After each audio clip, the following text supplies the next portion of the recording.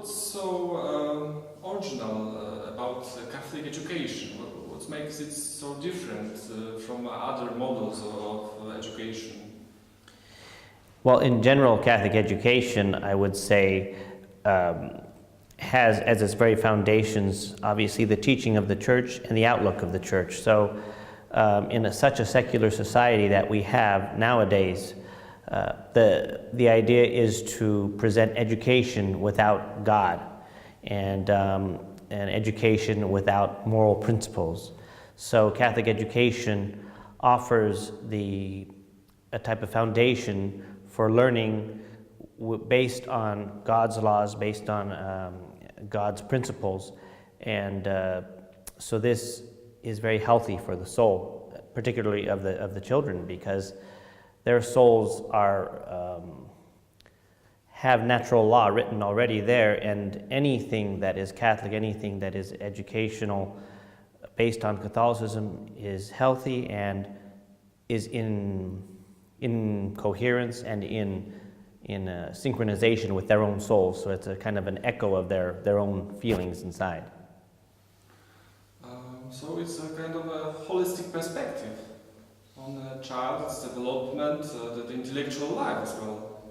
They develop their intellectual life together with their analysis of reality, and the analysis of reality corresponds to a wise vision of creation and of what God has given us in the natural levels, such as mathematics and such as all these things that we see are reality, and gives them a foundation for understanding life in general. Well, a lot of people say that Catholic education during present years faces a large crisis. How do you think? How do you find this? I would say so, and one of the reasons is because the secular influence into the education in Catholicism nowadays, even in the United States, in the area where we have our academy, we have several Catholic schools that are closing down. So they are obviously not providing to the general population what is needed, or what they're searching, what the Catholics are searching for, let's say.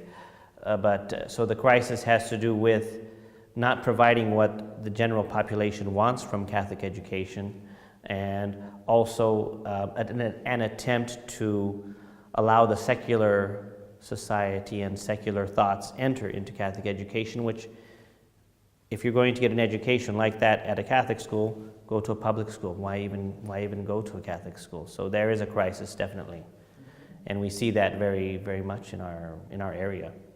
So what's the recipe? What's the solution for this crisis?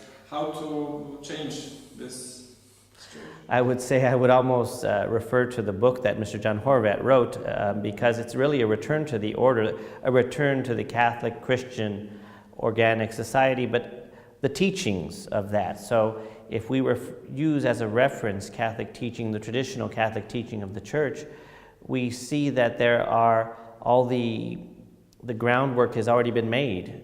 And so we take that, but we have to apply it to our days, of course, because it's not something that's in a closet put away and it's old and you take it out and it's an antique. No, it's something actually very alive because it relates to our souls.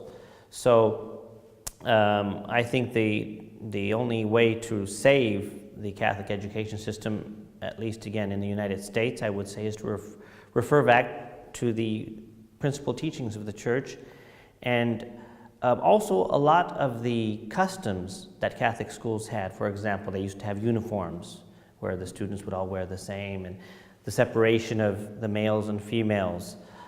This is very important because it keeps their thoughts focused on what they should be learning, and not having to worry about trying to look beautiful before the other, let's say. And so a lot of the traditions of the Catholic education, we need to return to that and adapt them to our society that we have, as far as apply them to the degree possible to our principle, to our circumstances. Yeah.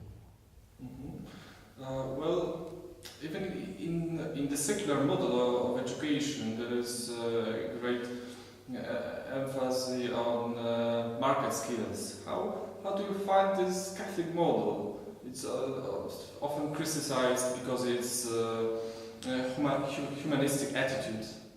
We have such a rich history in the Catholic Church of teaching.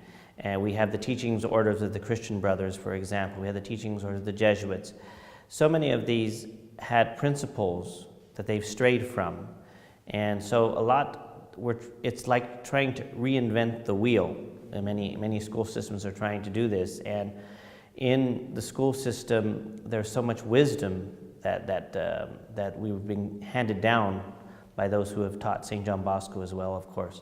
So these principles have to do with, again, basic morality, but also with a general understanding of the innocence of the child, how his mind is developing, and how to help him develop that mind in a clear, realistic, and natural way, yeah.